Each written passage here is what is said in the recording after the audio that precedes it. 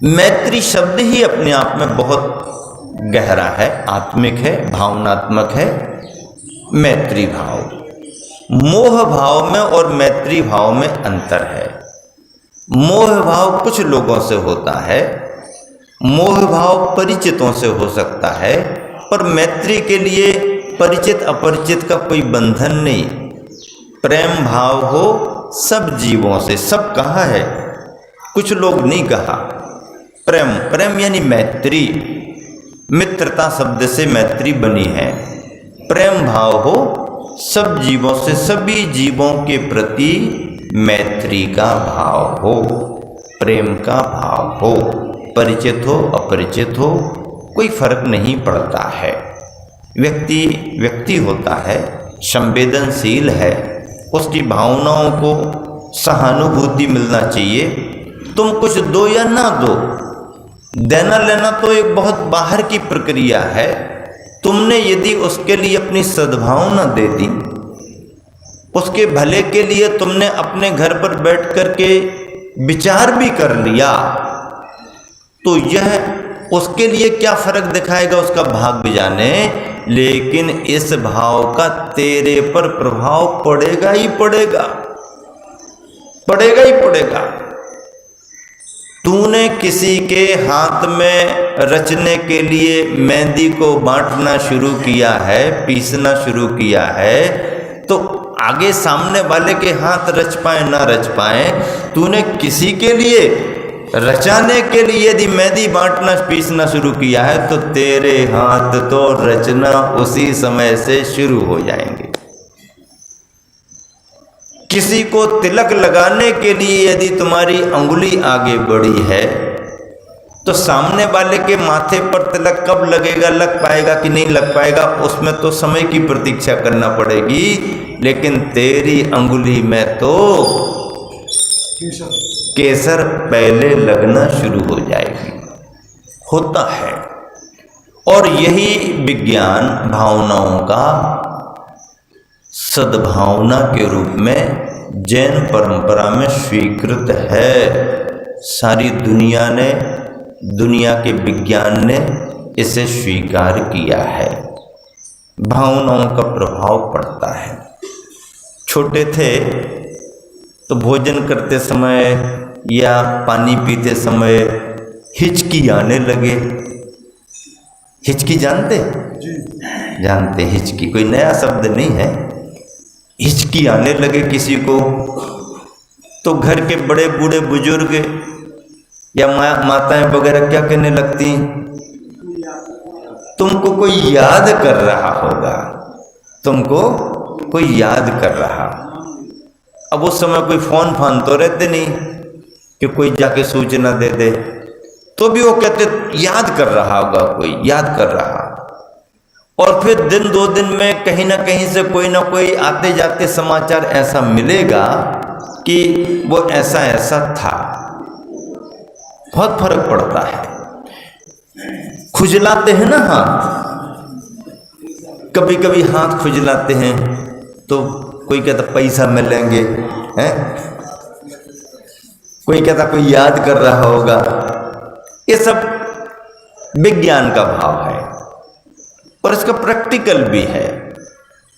कभी कभी आपको ऐसा होता होगा कि आप 2-4 दिन से सोच रहे कि बहुत दिन हो गए बातचीत नहीं हुई, बहुत दिन हो गए बात नहीं करी, नंबर लगा देते एक आध दिन बात करना, लेकिन भूल जाते। और एक दिन आपने लगाया नहीं कि उठाते ही साथ उनने कहा अभी तुमने कुछ बात नहीं की कि हम 2-4 दिन से सोच रहे थे कि ये करना कि वो करना, और तुम्हारी घंटी गई, उनने नंबर देखा और उन्हीं ने पहले बोलना शुरू कर दिया, हम 3-4 दिन से सोच ही रहे थे। क्या कहते? अब ये 3-4 दिन से ये भी सोच रहे थे और 3-4 दिन से ये टेलीपैथी है। भावनाएं भावनाओं को प्रभावित करती हैं, और जब भावनाएं भावनाओं पर असर डालती हैं तो हमारे अंदर सद्भावनाओं का संचार होना चाहिए। देने लेने में तो कुछ अपना जाता है कि मेहनत से कमाया है, आगे हमें काम आएगा, फिर भी अब चलो ये सब कह रहे हैं तो दे दो। देने में तो तुम्हारा कुछ जाता है, लेकिन भावनाएं यदि किसी को दी जाएं तो उसमें तुम्हारा खर्च क्या होता है, तुम्हारा जाता क्या है बताओ। तुम्हारे जेब से क्या निकल गया, तुम्हारे घर से क्या निकल गया, कुछ गया क्या? नहीं, कुछ भी नहीं गया। जरा सा भी राई रत्ती भर तुम्हारे घर से, तुम्हारे जेब से नहीं गया। लेकिन भावनाओं में तुम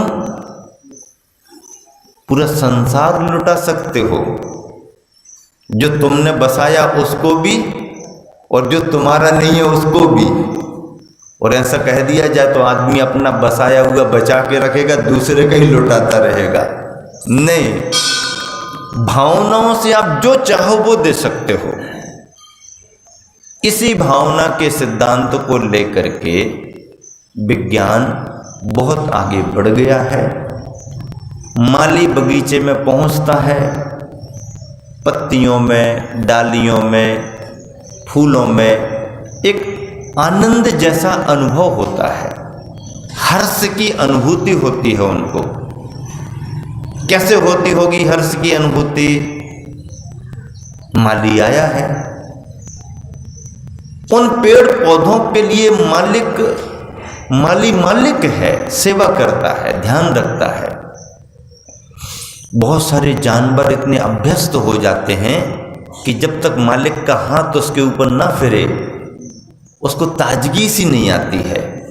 मालिक उसको 2 बार नजर से ना देखे तो उसका मन तो जानवर है, कोई संवाद नहीं है, बातचीत नहीं है, फिर भी अनुभव करता है, भाषा समझता है।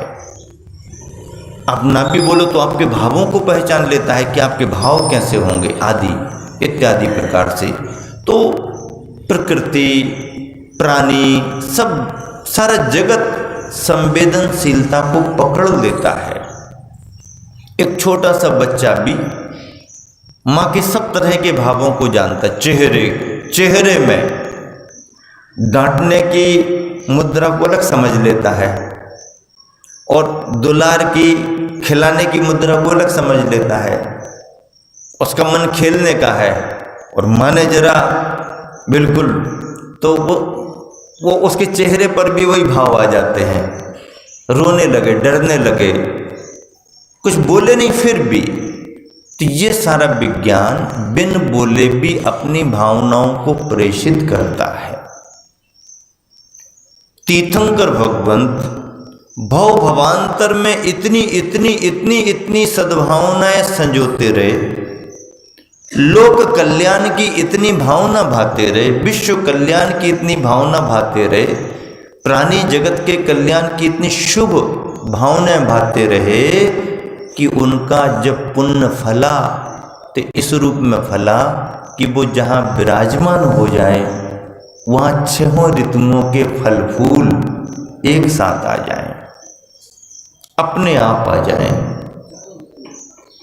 सब तरफ से धन धान्य की समृद्धि हो जाए, सूखे सरोवरों में पानी आ जाए, कुएं, तालाब, बावड़ियां पानी से भर जाएं, सूखे वृक्षों में पत्तियां कोमल पल्लव आ जाए, प्राणी जगत में मैत्री का विस्तार हो जाए, सब जीवों का परस्पर में मैत्री भाव। बहुत बड़ी बात है। अपने आप सहज रूप से मैत्री का भाव, मैत्री का संचार, सद्भावनाओं का संचार होने लगता है। फूलों से मुस्कान है, मुख तेज सूर्य जैसा, शब्दों में कैसे होगा वर्णन, समता सागर जी